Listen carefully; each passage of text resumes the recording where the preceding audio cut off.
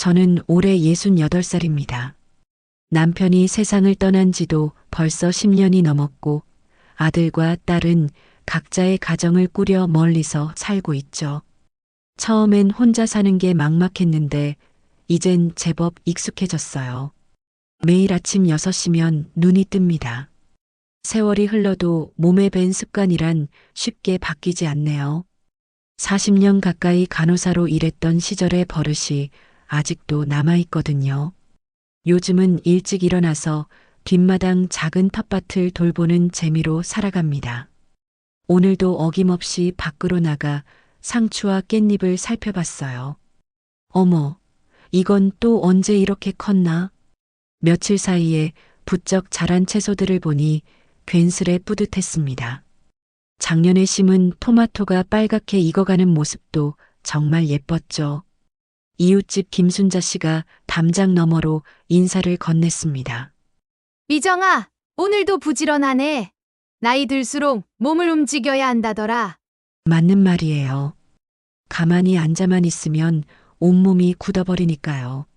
점심 준비를 하려고 부엌에 들어서는데 갑자기 전화벨이 울렸습니다. 요즘 걸려오는 전화라곤 보험이나 대출 광고가 전부라 별로 반갑지 않았어요. 그래도 혹시나 해서 받았습니다. 여보세요? 최미정 씨 맞으시죠? 낯선 여성의 목소리였어요. 정중하면서도 어딘지 긴장한 느낌이 들었습니다. 네, 맞는데요. 누구시죠? 그때 상대방이 말한 한마디가 제 온몸을 얼어붙게 만들었습니다. 저는 박상호 선생님의 딸입니다. 박상호. 그 이름을 듣는 순간 제 손에서 전화기가 떨어질 뻔했어요. 심장이 쿵쾅거리기 시작했죠. 30년도 더 지난 일인데 왜 이렇게 가슴이 두근거리는 건지 모르겠어요. 아, 네. 저도 모르게 떨리는 목소리로 대답했습니다. 혹시 잠깐 시간 되시면 만나뵐 수 있을까요? 아버지와 관련해서 여쭤보고 싶은 게 있어서요. 박상호 선생님. 젊은 시절 성심병원에서 함께 일했던 그분 말입니다. 훤칠한 키에 늘 온화한 미소를 띠고 계셨던 분이죠. 환자들에게는 물론이고 저희 간호사들에게도 항상 친절하셨어요. 그런데 어느 날 갑자기 사라져 버렸습니다. 아무런 인사말도 없이 말이에요. 병원 사람들은 모두 궁금해했지만 누구도 정확한 이유를 알지 못했죠. 지금은 좀 곤란하고요. 저는 얼떨결에 말을 흐렸습니다. 그럼 언제쯤 괜찮으실까요? 정말 중요한 일이에요. 상대방의 목소리에서 간절함이 느껴졌어요. 하지만 저는 그 이름을 다시 듣고 싶지 않았습니다. 그 시절의 기억들이 다시 떠오르는 게 너무 무서웠거든요. 죄송해요. 저도 그분과는 오래전에 인연이 끝났어서요. 선생님, 제발 부탁드려요. 아버지가 돌아가시기 전에 선생님 이름을 자주 언급하셨거든요. 박상호 선생님이 돌아가셨다니. 그 소식에 가슴 한편이 먹먹해졌어요. 좋은 분이었는데, 하지만 여전히 만나고 싶지는 않았습니다. 정말 죄송합니다만 저는 과거 일은 꺼내고 싶지 않아요. 그렇게 말하고 전화를 끊어버렸습니다. 하지만 마음이 편하지 않았어요. 온종일 그 목소리가 귓가에 맴돌았거든요.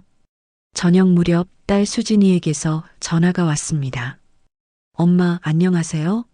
요즘 어떻게 지내세요? 평소와 다름없는 안부 인사였지만 왠지 마음이 무거웠어요. 혹시 그 여자분이 수진이에게도 연락했을까봐 걱정됐거든요. 하지만 다행히 그런 기색은 없었습니다. 엄마 목소리가 왜 이래요? 무슨 일 있어요? 아니야, 괜찮다. 좀 피곤해서 그래. 거짓말이었죠. 사실은 오늘 하루 종일 마음이 불안했으니까요. 박상호라는 이름 하나가 제 평온한 일상을 이렇게 흔들어 놓을 줄 몰랐어요. 밤이 되어서도 잠이 오지 않았습니다. 계속 그 시절 생각이 났거든요. 성심병원의 차가운 복도, 하얀 간호복, 그리고 그날 밤에 일어났던 그 일까지 저는 베개를 끌어안고 중얼거렸어요. 왜 이제 와서 나를 찾는 거야? 다음 날 아침도 여전히 마음이 무거웠습니다. 평소 같으면 텃밭에 나가 이것저것 돌보는 재미가 있었는데 오늘은 그럴 기분이 아니었어요. 자꾸만 어제 그 전화가 생각났거든요. 박상호. 그 이름만 들어도 가슴이 답답해집니다. 사실 저는 그분을 좋아했어요. 아니, 사랑했다고 해야 맞겠네요. 26살의 풋내기 간호사였던 제게 박상호 선생님은 너무나 멋진 분이었거든요. 당시 성심병원은 지역에서 가장 큰 병원이었습니다. 저는 내과 병동에서 일했고 박상호 선생님은 그 병동의 담당 의사셨죠. 키가 크고 목소리가 좋으셔서 환자들 사이에서도 인기가 많았어요. 미정 간호사, 수고 많아요. 늘 이렇게 다정하게 말씀해 주셨죠. 다른 의사들은 간호사를 대할 때 무뚝뚝하거나 권위적인 경우가 많았는데 박상호 선생님은 달랐어요. 그런데 어느 날부터인가 선생님의 표정이 어두워지기 시작했습니다. 뭔가 고민이 깊어 보이셨어요. 제가 선생님 괜찮으세요? 라고 물어봐도 괜찮아요 라며 억지로 웃음을 지으실 뿐이었죠. 그러던 어느 날 밤 응급실에서 큰 사고가 일어났습니다. 교통사고로 실려온 환자가 있었는데 상태가 심각했어요. 박상호 선생님이 직접 수술을 집도하셨죠. 하지만 결과는 좋지 않았습니다. 환자는 결국 세상을 떠났고 그 뒤로 모든 게 엉망이 되었어요. 환자 가족들이 의료진을 상대로 소송을 걸었거든요. 그때 이상한 일이 벌어졌습니다. 병원 측에서 모든 책임을 박상호 선생님에게 뒤집어 씌우기 시작한 거예요. 의사의 판단 미스였다. 수술 과정에서 실수가 있었다며 온갖 트집을 잡았죠. 하지만 저는 알고 있었습니다. 그날 밤 정말로 무슨 일이 있었는지 말이에요. 사실은 병원의 의료기기에 문제가 있었거든요. 수술용 장비가 제대로 작동하지 않았는데도 병원 측에서는 그걸 숨기려 했어요. 새 장비를 들여놓는 데 드는 비용이 아까웠던 모양입니다. 박상호 선생님은 그 사실을 알고 있었어요. 하지만 말하지 못했죠. 병원 이사장이 내가 책임지든지 아니면 병원 전체가 망하든지 둘 중 하나다라고 협박했거든요. 저 역시 그 자리에 있었지만 아무 말도 하지 못했습니다. 어린 간호사가 뭘 할 수 있겠어요? 그냥 무서워서 떨고만 있었죠. 결국 박상호 선생님은 병원을 떠나셨어요. 의사 면허도 정지당하시고 평생 쌓아온 명예도 모두 잃으셨죠. 마지막으로 저를 보셨을 때 하신 말씀이 아직도 귓가에 남아 있어요. 미정 씨, 미안해요. 당신까지 이런 일에 휘말리게 해서. 그때 저는 뭐라고 대답했을까요? 선생님 잘못이 아니에요라고 말씀드렸죠. 하지만 그뿐이었어요. 진실을 밝히겠다거나 선생님을 도와드리겠다는 말은 하지 못했습니다. 겁이 났거든요. 저까지 병원에서 쫓겨날까봐, 앞으로 일자리를 구하지 못할까봐 무서웠어요. 결혼도 하지 않은 26살 처녀가 혼자 살아가려면 일이 있어야 했으니까요. 그 뒤로 30년이 흘렀습니다. 저는 다른 병원으로 옮겨가서 간호사 일을 계속했고 좋은 남편도 만나 결혼했죠. 아이들도 낳고 평범하지만 행복한 삶을 살았어요. 하지만 박상호 선생님 생각은 늘 마음 한구석에 남아 있었습니다. 특히 밤이 되면 자주 떠올랐어요. 그때 내가 용기를 냈다면 어땠을까? 선생님은 지금 어디서 뭘 하고 계실까? 이제 와서 그분의 딸이 저를 찾는다니. 도대체 무슨 일일까요? 혹시 그때 일에 대해 알고 있는 걸까요? 오후에 동네 마트에 장을 보러 갔는데 평소 친하게 지내던 박씨 아주머니가 말을 걸어왔어요. 미정아, 어제 너희 집에 젊은 여자가 왔다 갔던데? 네. 언제요? 저녁 때 말이야. 정장 입은 여자가 대문 앞에서 한참 서 있더라고. 가슴이 철렁했습니다. 혹시 박상호 선생님 딸이 집까지 찾아온 건 아닐까요? 저는 서둘러 집으로 돌아갔어요. 집에 도착해서 대문 앞을 살펴보니 명함 한 장이 문틈에 끼워져 있었습니다. 장하윤 변호사라고 적혀 있더군요. 변호사라니. 왜 변호사가 저를 찾는 걸까요? 설마 그때 일로 법적 문제가 생긴 건 아니겠죠? 저는 명함을 손에 쥐고 한참을 망설였습니다.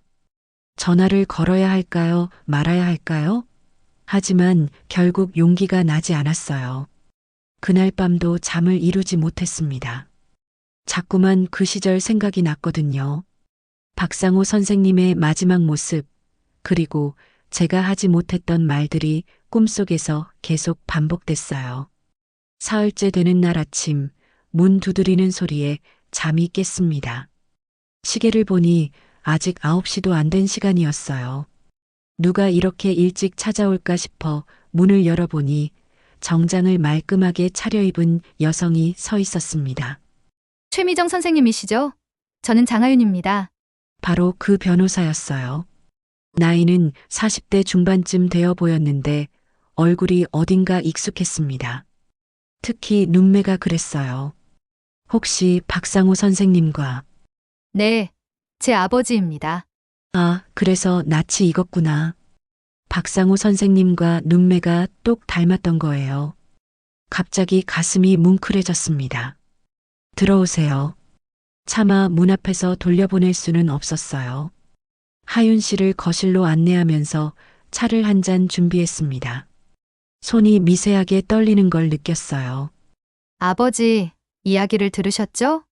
하윤 씨가 차분한 목소리로 말했습니다. 법정에서 단련된 듯한 확신에 찬 어조였어요. 그게 워낙 오래된 일이라서요. 아버지가 작년에 돌아가셨어요. 그 말을 듣는 순간 가슴이 무너지는 느낌이었습니다. 박상호 선생님이 정말로 세상을 떠나셨다니 어쩐지 눈시울이 뜨거워졌어요. 병은 오래 앓으셨나요? 폐암이었어요. 진단받고 1년을 버티셨죠? 마지막까지도 당신 이야기를 하셨거든요. 하윤 씨가 가방에서 낡은 수첩 하나를 꺼냈습니다. 검은색 가죽 표지가 시간의 흔적으로 발에 있었어요. 이걸 보세요. 수첩을 건네받아 펼쳐보는데 깜짝 놀랐습니다. 첫 페이지에 제 이름이 적혀 있었거든요. 최미정 간호사라고 정성스럽게 쓰여 있더라고요. 계속 넘겨보세요. 떨리는 손으로 페이지를 넘기니 당시 병원에서 있었던 일들이 자세히 기록되어 있었어요. 날짜별로, 시간별로 꼼꼼하게 적혀 있었습니다. 1993년 8월 15일 밤 11시 30분. 교통사고 환자 응급수술. 산소 공급 장치 오작동 발견. 8월 16일 오전 9시. 이사장실 호출. 장비 문제 은폐 지시받음. 8월 17일. 최미정 간호사. 당시 상황 목격. 그녀만이 진실을 알고 있음. 마지막 페이지에는 이런 문장이 적혀 있었어요. 미정이만이 내 억울함을 풀어줄 수 있다. 언젠가는 진실이 밝혀지기를 바란다. 저도 모르게 눈물이 흘러내렸습니다. 그분이 돌아가시기까지 저를 생각하고 계셨다니 너무 미안하고 죄송했어요. 선생님, 그때 정말로 무슨 일이 있었던 건가요? 하윤 씨의 질문에 저는 말문이 막혔습니다. 30년 동안 입 밖에 내지 못했던 비밀을 이제 와서 어떻게 말할 수 있을까요? 저도 정확히는 모르겠어요. 거짓말이었죠. 사실은 모든 걸 알고 있었거든요. 그날 밤 수술실에서 무슨 일이 일어났는지, 병원 측이 왜 박상호 선생님을 희생양으로 삼았는지 다 알고 있었어요. 하지만 여전히 무서웠습니다. 이제 와서 진실을 말한다고 해도 누가 믿어줄까요? 증거도 없고 관련자들은 대부분 세상을 떠났거나 입을 다물고 있을 텐데요. 아버지는 평생 억울해 하셨어요. 의사로서의 자부심, 환자를 살리려던 마음, 모든 걸 다 잃으셨거든요. 하윤 씨의 목소리가 떨렸습니다. 눈가에 눈물이 맺혀 있는 게 보였어요. 의사면허 정지 이후에는 제대로 된 일자리도 구하지 못하셨어요. 간간히 동네 약국에서 일하시거나 요양원에서 촉탁이로 일하시는 게 전부였죠. 가슴이 아팠습니다. 그렇게 훌륭하셨던 분이 그런 고생을 하셨다니. 제가 그때 용기를 냈다면 달랐을 텐데요. 하지만 한 번도 원망하는 말씀은 안 하셨어요. 오히려 다른 사람들을 걱정하셨죠. 특히 선생님을 많이 걱정하셨어요. 저를요? 네, 미정이도 많이 힘들었을 거야. 그 어린 나이에 그런 일을 보게 됐으니 말이야라고 하셨거든요. 그 말을 듣는 순간 더 이상 눈물을 참을 수 없었어요. 30년 동안 마음에 쌓아둔 죄책감이 한꺼번에 쏟아져 나왔거든요. 선생님, 제발 도와주세요. 아버지의 억울함을 풀어주세요. 하윤 씨가 제 손을 꼭 잡았습니다. 그 손이 따뜻했어요. 박상호 선생님의 손과 똑같이 따뜻했죠. 저는 정말 아무것도 할 수 없어요. 그렇지 않아요. 선생님이 증언해 주시면 달라질 거예요. 비록 늦었지만 아버지의 명예라도 되찾아 드릴 수 있을 거예요. 하지만 저는 여전히 두려웠습니다. 제 가족들은 어떻게 될까요? 괜히 옛날 일로 시끄러워지면 아이들에게 피해가 가지 않을까요? 시간을 좀 주세요. 생각해 볼게요. 알겠습니다. 하지만 너무 오래 기다릴 수는 없어요.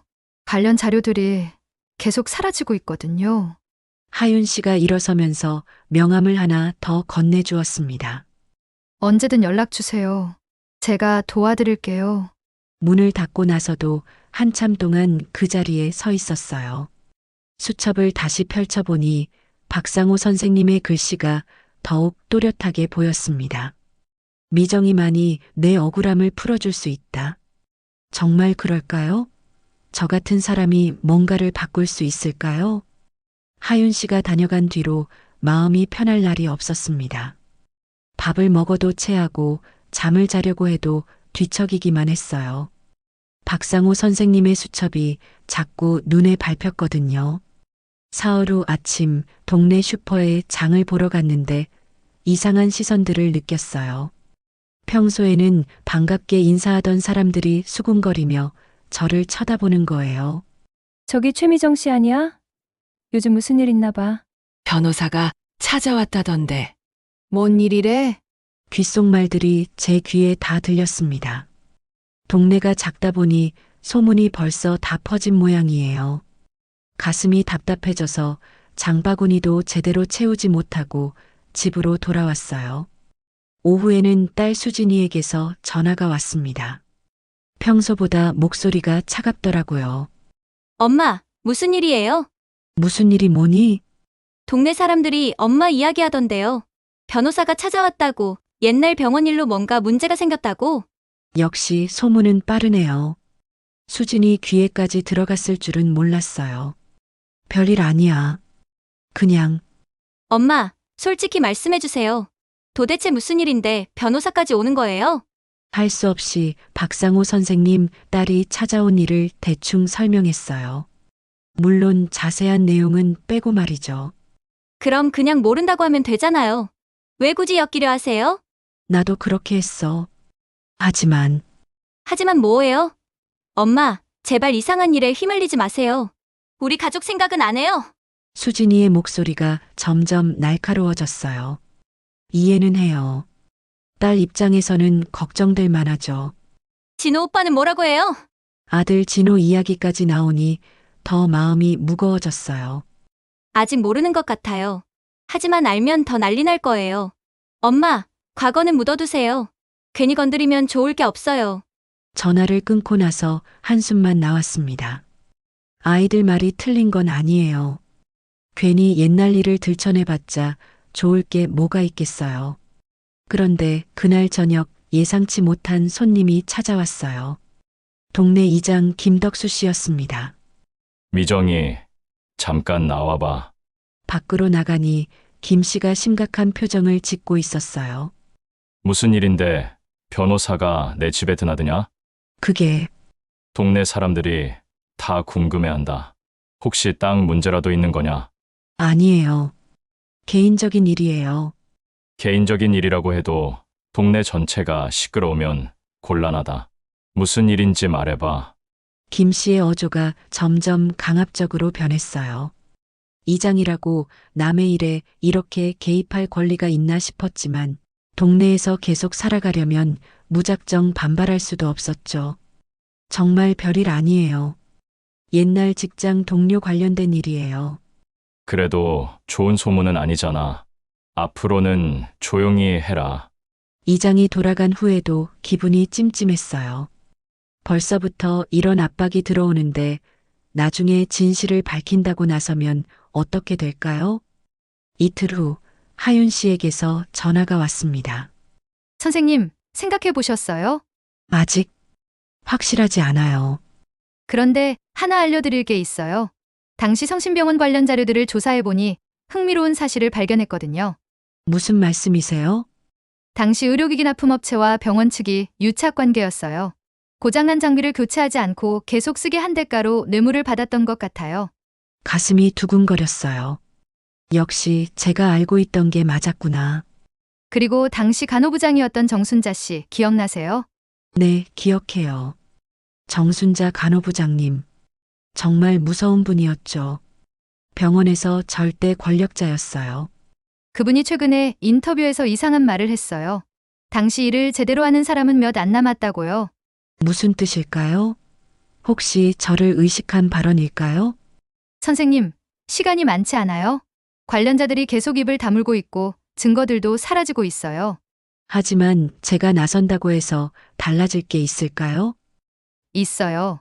분명히 있어요. 선생님의 증언이 있으면 재수사를 요청할 수 있어요. 재수사라니. 그런 큰일이 될 줄 몰랐어요. 좀 더 생각해 볼게요. 알겠습니다. 하지만 너무 오래 기다릴 수는 없어요. 전화를 끊고 나서 마당에 나가 앉았어요. 가을바람이 쌀쌀했지만 머리를 식힐 필요가 있었거든요. 정말 어떻게 해야 할까요? 박상호 선생님의 억울함을 풀어드리고 싶은 마음은 간절해요. 하지만 제 가족들, 그리고 조용한 일상을 생각하면 선뜻 나서기가 어려워요. 그때 이웃집 할머니가 담장 너머로 말을 걸어왔습니다. 미정아, 요즘 무슨 걱정 있냐? 얼굴이 좋지 않더라? 아니에요, 할머니. 괜찮아요. 나이 들어서는 마음 편히 살아야 하는데 왜 자꾸 어려운 일만 생기는지 모르겠다. 할머니의 말이 가슴에 와 닿았어요. 정말 그래요. 이제 좀 편히 살고 싶은데 왜 이런 일이 생기는 걸까요? 밤이 되어서 침대에 누웠지만 잠이 오지 않았어요. 계속 박상호 선생님 얼굴이 떠오르더라고요. 마지막에 보셨을 때 그 슬픈 표정이 자꾸 생각났어요. 미안해요, 선생님. 저도 모르게 중얼거렸어요. 일주일이 지나도록 결정을 내리지 못하고 있었는데 어느 날 문득 생각이 났어요. 예전에 병원에서 가져온 서류들이 다락방 어딘가에 있었거든요. 결혼할 때 남편이 나중에 필요할지도 모르니 버리지 말고 가지고 있어라고 했던 기억이 났습니다. 당시에는 왜 그런 걸 보관하라고 하는지 이해가 안 됐는데 지금 생각해보니 남편이 참 현명했었어요. 다락방에 올라가서 먼지투성이 상자들을 뒤져봤습니다. 오래된 사진들, 아이들 어릴 때 그린 그림, 남편의 일기장, 추억이 담긴 것들이 가득했어요. 한참을 찾다가 드디어 발견했습니다. 성심병원 관련이라고 쓰인 갈색 봉투가 있었어요. 손을 뻗어 꺼내는데 가슴이 쿵쾅거렸죠. 봉투를 열어보니 당시 근무일지, 환자 차트 복사본, 그리고 몇 장의 메모지가 들어 있었습니다. 저도 까먹고 있었는데 그때 이런 것들을 챙겨뒀었구나. 가장 먼저 눈에 들어온 건 1993년 8월 15일 근무일지였어요. 제 글씨로 빼곡하게 적혀 있더라고요. 오후 11시 30분. 교통사고 환자 응급실 도착. 박상호 선생님 집도. 산소 공급기 이상 신호 발생. 자정 12시. 기계 점검 요청했으나 당직 기사 부재. 박 선생님 수동으로 대응. 새벽 1시. 환자 상태 악화. 박 선생님 끝까지 최선 다해 수술 진행. 당시 상황이 생생하게 떠올랐습니다. 박상호 선생님이 땀을 뻘뻘 흘리며 환자를 살리려고 애쓰셨던 모습이요. 기계가 제대로 작동하지 않아서 얼마나 힘들어 하셨는지. 다음 페이지에는 더 충격적인 내용이 있었어요.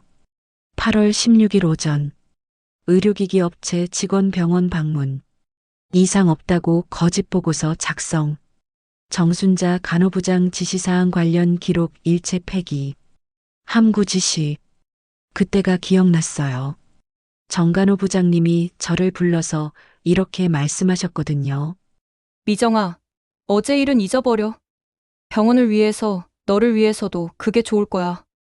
하지만 간호부장님, 기계의 문제가. 닥쳐. 그런 소리 다시 하면 너도 여기 못 다닌다. 정간호 부장님의 차가운 목소리가 아직도 생생해요. 그때 얼마나 무서웠는지 몰라요. 메모지들을 하나씩 펼쳐보니 당시 제가 몰래 적어뒀던 것들이었습니다. 병원 이사장과 의료기기 업체 사이의 수상한 거래, 뇌물 의혹, 그리고 사고 은폐 과정들이 다 적혀 있었어요. 특히 마지막 메모가 인상 깊었습니다. 박상호 선생님은 끝까지 환자를 살리려 했다. 기계 고장을 미리 신고했지만 병원에서 무시했다. 모든 책임을 선생님께 떠넘기는 것은 부당하다. 그때 제가 이런 글을 썼었구나. 26살 풋내기 간호사가 나름대로 정의감을 가지고 있었네요. 서류들을 다시 정리하면서 생각에 잠겼어요. 이 기록들이 있다면 박상호 선생님의 억울함을 풀 수 있을까요? 비록 30년이 지났지만 당시 상황을 증명할 수 있는 자료들이잖아요. 그런데 한편으로는 더 무서워졌어요. 이런 걸 세상에 공개하면 어떤 일이 벌어질까요? 당시 관련자들이 가만히 있을까요? 하윤 씨에게 전화를 걸까 하다가 망설여졌습니다. 한번 이 길로 들어서면 되돌릴 수 없을 텐데. 그때 현관문 두드리는 소리가 들렸어요. 누군가 찾아온 모양입니다. 밖으로 나가보니 정순자 전 간호부장님이 서 계셨어요. 70이 넘으셨을 텐데도 여전히 카리스마가 있어 보이셨죠. 미정아, 오랜만이구나. 간호부장님, 어떻게 여기까지? 요즘 내 소문을 들었다. 변호사가 찾아온다면서. 역시 소문이 여기까지 퍼졌나 봅니다. 정간호 부장님의 표정이 심상치 않았어요. 들어가자. 할 이야기가 있다. 마지못해 거실로 안내했습니다. 정간호 부장님은 소파에 앉더니 날카로운 눈으로 저를 바라보셨어요. 미정아, 너 지금 뭘 하려는 거냐? 별일 아니에요. 그냥 박상호 그 사람 딸이 찾아왔다며? 뭘 물어보던가? 그게 아버지에 대한 이야기를. 이봐, 미정아. 그때 일은 이미 다 끝난 거다. 지금 와서 뭘 어떻게 하겠다는 거냐? 정간호 부장님의 목소리가 위협적으로 변했어요. 예전 그 무서웠던 모습 그대로였죠. 혹시 무슨 기록이라도 가지고 있는 거냐? 가슴이 철렁했습니다. 설마 제가 자료를 보관하고 있다는 걸 아시는 건 아니겠죠? 없어요. 뭘 가지고 있겠어요. 다행이다. 만약 그런 게 있다면 당장 없애버려라. 너를 위해서 하는 말이다. 그러더니 가방에서 봉투 하나를 꺼내셨어요. 이게 뭔지 알겠지? 내가 입을 다물고 있으면 이 정도는 받을 수 있다. 봉투 속에 돈이 들어있는 게 훤히 보였어요. 상당한 액수 같았죠. 간호부장님, 저는 그런 거 필요 없어요. 바보 같은 소리 하지 마라. 나이 들어 혼자 사는데 돈이 어디 있다고? 정말 괜찮습니다. 봉투를 다시 밀어드리니 정간호 부장님의 얼굴이 일그러졌어요. 미정아, 착각하지 마라. 이건 부탁이 아니라 경고다. 괜한 짓 하다가 내 자식들까지 피해보게 하고 싶지 않다면 입 다물고 있어. 그 말을 듣는 순간 온몸에 소름이 돋았어요. 제 아이들을 건드리겠다는 뜻인가요? 무슨 말씀이세요? 수진이 회사 다니고 있지. 진호는 사업하고 있고. 세상이 좁은데 부모 때문에 자식들이 곤란해질 수도 있는 거 아니냐. 완전히 협박이었죠. 하지만 무서웠어요. 정말로 아이들에게 해를 가할까봐. 생각해봐라. 그리고 며칠 안에 답을 들려줘. 정간호 부장님이 돌아간 후에도 한참 동안 그 자리에 서 있었어요. 손이 덜덜 떨렸거든요. 다시 다락방으로 올라가서 서류들을 바라봤습니다. 이 기록들 때문에 제 가족들이 위험해질 수도 있는 건가요? 하지만 한편으로는 더 확신이 섰어요. 저들이 이렇게까지 막으려 한다는 건 뭔가 숨길 게 있다는 뜻이잖아요. 박상호 선생님이 정말 억울하게 당하신 게 맞다는 거죠. 그날 밤 남편의 영정 앞에 앉아서 혼잣말을 했어요. 여보, 나 어떻게 해야 할까? 정말 모르겠어. 남편이 살아계셨다면 뭐라고 하셨을까요? 옳은 일을 해라고 하셨을까요? 아니면 가족을 먼저 생각해라고 하셨을까요? 바람에 촛불이 흔들리는 걸 보며 생각했어요. 진실이라는 건 참 무거운 것 같아요. 알고 있으면서도 말하지 못하는 게 이렇게 괴로울 줄 몰랐어요. 내일은 하윤 씨에게 전화를 걸어볼까요? 아니면 정간호 부장님 말대로 모든 걸 묻어버릴까요? 선택의 기로에 서서 밤새 고민했습니다. 다음 날 아침 결국 하윤 씨에게 전화를 걸었습니다. 정간호 부장님의 협박 때문에 더 무서워졌지만 동시에 진실을 밝혀야겠다는 생각도 강해졌거든요. 선생님, 어떻게 하셨어요? 만나서 이야기할 수 있을까요? 보여드릴 게 있어요. 1시간 후 하윤 씨가 집에 도착했습니다. 다락방에서 가져온 서류들을 보여주니 눈이 휘둥그레졌어요. 이런 자료가 있었다니 이거면 충분해요. 당시 상황을 정확히 증명할 수 있어요. 하지만 문제가 있어요. 어제 정순자 간호부장이 다녀간 일을 얘기했습니다. 협박과 회유, 그리고 가족들에 대한 위협까지. 역시 그런 식으로 나왔군요. 예상했어요. 하윤 씨가 담담하게 말했습니다. 법정에서 이런 일들을 많이 봤나 봐요. 그럼 어떻게 해야 해요? 제 아이들까지 위험해질 수 있다는데. 선생님, 두려워하실 필요 없어요. 법적으로 보호받을 수 있거든요. 정말요? 네. 공익제보자 보호법이 있어요. 그리고 저도 변호사로서 선생님과 가족분들을 보호할 의무가 있고요. 그래도 마음이 쉽게 놓이지 않았어요. 법이 있다고 해서 모든 위험이 사라지는 건 아니잖아요. 생각해보니 이상해요. 30년이나 지난 일인데 왜 이렇게 필사적으로 막으려 할까요? 그게 바로 핵심이에요. 치유가 지났다고 해서 모든 게 끝나는 건 아니거든요. 하윤 씨가 가져온 자료를 펼쳐 보였습니다. 성심병원 재단 이사들을 조사해봤어요. 당시 의료기기 조작 사건으로 부당이익을 얻은 사람들이 지금도 의료계에서 큰 권력을 가지고 있어요. 지금도요? 네. 여러 병원을 운영하고 있고 의료기기 회사도 소유하고 있어요. 만약 당시 사건이 재조명되면 이들의 명성과 사업에 큰 타격이 될 거예요. 그래서 이렇게까지 막으려 하는 거였구나. 단순히 과거 일이 아니라 현재의 이익과도 직결된 문제였던 거죠. 그럼 더 위험한 거 아니에요? 위험할 수도 있어요. 하지만 그렇다고 해서 진실을 포기할 수는 없잖아요. 하윤 씨의 눈에 강한 의지가 보였어요. 아버지를 닮았나 봅니다. 선생님, 결정은 선생님이 하셔야 해요. 저는 강요할 수 없어요. 하지만 한 가지는 확실히 말씀드릴게요. 뭔가요? 아버지는 평생 이 순간을 기다리셨어요.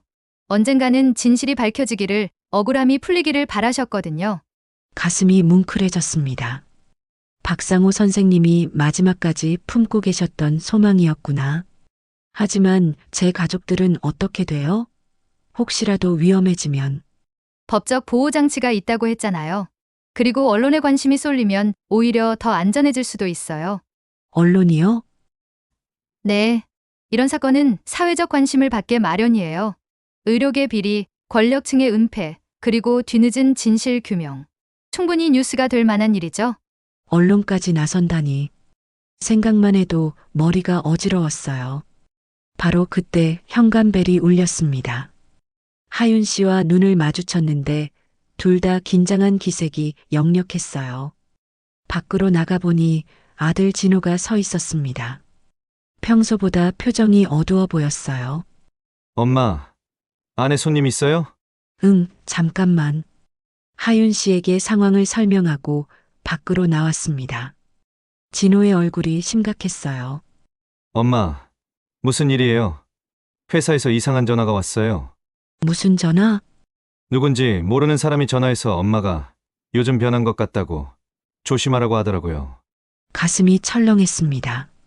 벌써 시작된 건가요? 그리고 수진이한테도 비슷한 전화가 왔다고 해요. 엄마, 도대체 무슨 일인 거예요? 할 수 없이 모든 상황을 진호에게 설명했어요. 박상호 선생님 딸이 찾아온 일부터 어제 정간호 부장이 협박한 일까지. 엄마 정말 미치셨어요? 30년이나 지난 일을 왜 지금 와서 건드려요? 진호의 목소리가 높아졌어요. 당연한 반응이죠. 벌써 우리한테까지 영향이 오잖아요. 제발 그만두세요. 하지만 진호야, 억울하게 당한 분의 명예를. 엄마, 남의 명예보다 우리 가족이 먼저예요. 수진이는 지금 승진 심사 받고 있어요. 나도 대출 심사 중이고요. 이런 일로 문제 생기면 어떡해요? 아들의 말이 틀린 건 아니에요. 가족이 우선이죠. 하지만 양심도 무시할 수는 없잖아요. 좀 더 생각해 볼게. 생각할 게 뭐가 있어요?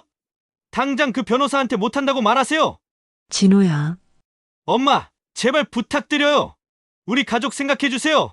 진호가 돌아간 후 하윤 씨와 다시 마주 앉았습니다. 모든 대화를 들었을 텐데 어떤 생각을 할까요? 가족분들이 걱정하시는 게 당연해요. 저도 이해해요. 그럼 어떻게 하죠? 하지만 선생님, 한 번 더 생각해 보세요. 지금 포기하면 아버지의 억울함은 영원히 풀리지 않아요. 알아요.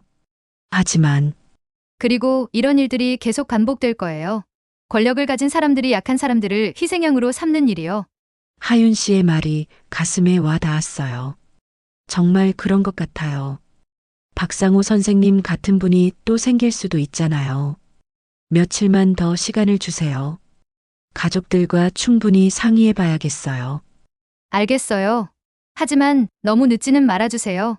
하윤 씨가 돌아간 후 혼자 앉아 생각했습니다. 정말 어려운 선택이에요. 가족을 택할 것인가, 양심을 택할 것인가. 그날 저녁 수진이도 찾아왔어요. 진호보다 더 화가 나 있더라고요. 엄마, 회사에서 소문났어요. 어떡해요? 무슨 소문? 엄마가 옛날 의료사고와 관련된 증인이라고. 곧 법정에 서게 될 거라고요. 벌써 그런 소문까지 퍼졌나 봅니다. 팀장님이 저를 불러서 가족 일 때문에 업무에 지장 주지 말라고 하셨어요. 승진은 이미 틀렸어요. 수진이의 눈에 눈물이 고였어요. 마음이 아팠습니다. 미안하다, 수진아. 미안하다고 끝나는 일이 아니에요. 엄마, 제발 정신 차리세요. 그날 밤 잠들기 전에 박상호 선생님 수첩을 다시 펼쳐봤어요. 미정이만이 내 억울함을 풀어줄 수 있다는 문장이 유독 선명하게 보였습니다. 정말 저만이 할 수 있는 일일까요? 아니면 제 가족을 지키는 게 더 중요한 걸까요? 선택의 시간이 다가오고 있었어요. 사흘밤을 뜬 눈으로 세우고 나서야 결심이 섰습니다. 아니, 정확히는 더 이상 미룰 수 없게 됐다고 해야겠네요. 그날 아침 하윤 씨에게서 급한 전화가 왔거든요. 선생님, 큰일 났어요. 성심병원 측에서 기자회견을 한다고 해요. 기자회견을요? 네. 오늘 오후에 박상호 선생님 관련 루머를 일축하고 법적 대응을 하겠다는 내용이래요. 가슴이 쿵 떨어졌어요. 저들이 먼저 공세에 나선 거군요. 그럼 저는 어떻게 돼요? 아마 선생님도 거짓 증언자로 몰릴 가능성이 높아요. 미리 차단하려는 거죠. 이미 늦었구나. 가만히 있어도 휘말리게 생긴 거네요. 그럼 어떻게 해야 해요? 우리도 맞대응해야 해요. 오늘 당장 우리 쪽에서 먼저 기자회견을 열겠습니다. 오늘이요? 네, 시간이 없어요. 저들이 여론을 장악하기 전에 진실을 알려야 해요. 머리가 하얗게 됐어요. 갑자기 기자회견이라니. 준비할 시간도 없고 가족들에게 말할 겨를도 없었죠. 무서우시겠지만 이제는 피할 수 없어요. 선생님이 나서지 않으면 아버지는 영원히 억울함을 풀지 못해요. 하윤 씨의 간절한 목소리에 마음을 굳혔습니다. 알겠어요. 하겠어요. 정말로요? 네. 이제 와서 물러설 수는 없겠네요. 오후 3시 시민회관 기자실에 도착했을 때는 다리가 후들후들했어요. 기자들이 벌써 많이 와 있더라고요. 하윤 씨가 제 손을 꼭 잡았습니다. 선생님, 긴장하지 마세요. 그냥 아시는 대로만 말씀해 주시면 돼요. 떨려서 말이 안 나올 것 같아요. 괜찮아요. 제가 옆에 있으니까요. 기자회견장에 들어서는데 플래시가 터졌어요. 너무 밝아서 눈을 뜰 수가 없었죠. 하윤 씨가 먼저 발언했습니다. 안녕하세요. 변호사 장하윤입니다. 오늘은 1993년 성심병원에서 일어난 의료사고의 진실을 밝히기 위해 이 자리에 섰습니다. 기자들이 술렁였어요. 카메라가 저를 향해 돌아오는 게 보였거든요. 이분은 당시 성심병원에서 간호사로 근무하셨던 최미정 선생님입니다. 사건 당시 현장에 계셨던 유일한 목격자이십니다. 제 차례가 왔어요. 마이크 앞에 서는데 입이 바짝 말랐습니다. 저는 목소리가 떨려서 다시 시작했어요. 저는 최미정입니다. 30년 전 성심병원에서 간호사로 일했습니다. 기자들의 시선이 따가웠어요. 하지만 이제 와서 그만둘 수는 없었죠. 1993년 8월 15일 밤 교통사고 환자가 응급실에 실려왔습니다. 박상호 선생님이 수술을 담당하셨죠. 그날 밤 상황을 차근차근 설명했어요. 의료기기의 오작동, 병원 측의 은폐 지시, 그리고 박상호 선생님이 희생양이 된 과정을요. 환자가 돌아가신 건 의료진의 실수 때문이 아니었습니다. 병원의 낡은 의료기기와 안전 불감증 때문이었어요. 기자 한 명이 질문했습니다. 그럼 왜 지금까지 침묵하고 계셨나요? 가슴이 답답했어요. 정말 부끄러운 질문이었거든요. 두려웠기 때문입니다. 어린 간호사가 병원과 맞서기에는 너무 무서웠어요. 구체적인 증거가 있으신가요?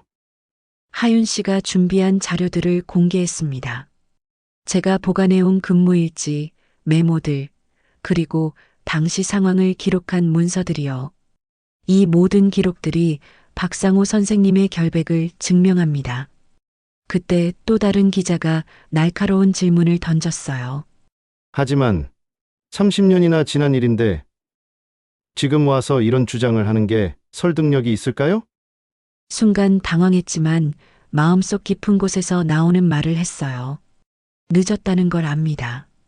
하지만 진실에는 시효가 없다고 생각해요.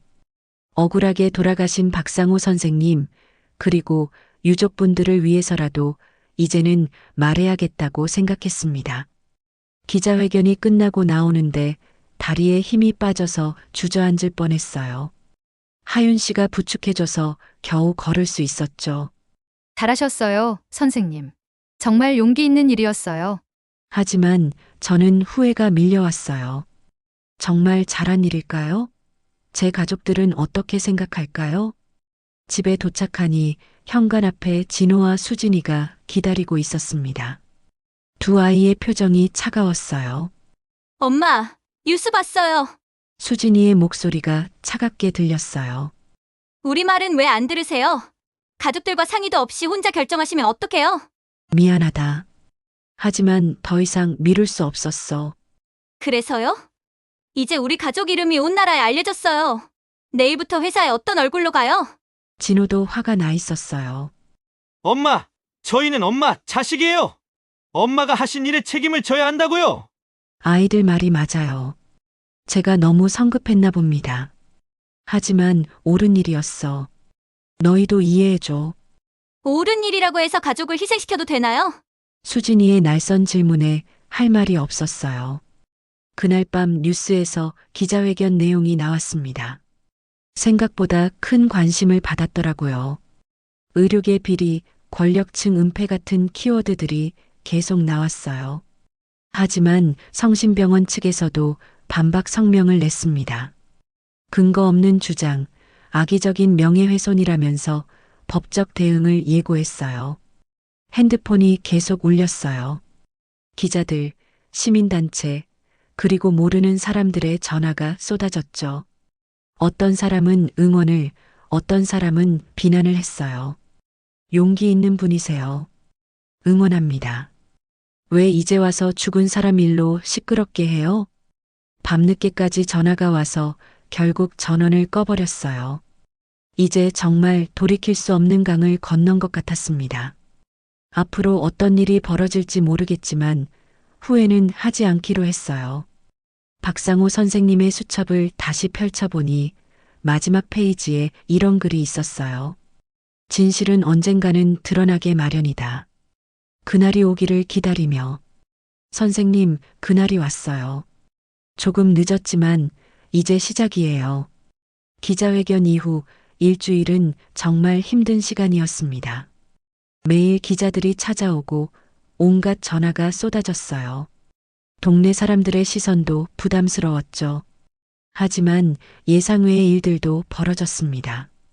시민단체에서 지지 성명을 발표했고 의료진들 중에서도 응원하는 분들이 나타났어요. 최미정 선생님 용감하십니다.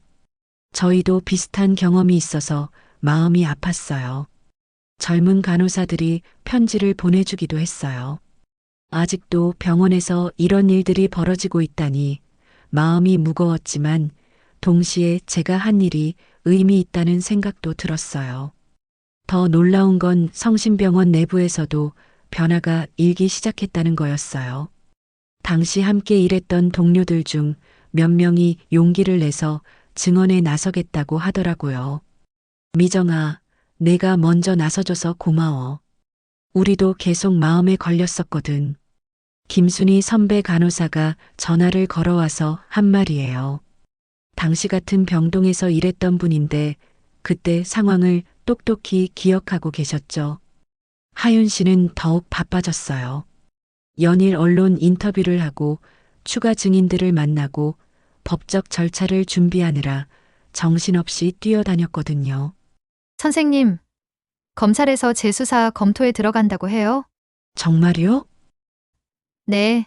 여론의 관심도 크고 새로운 증거들이 계속 나오고 있어서요.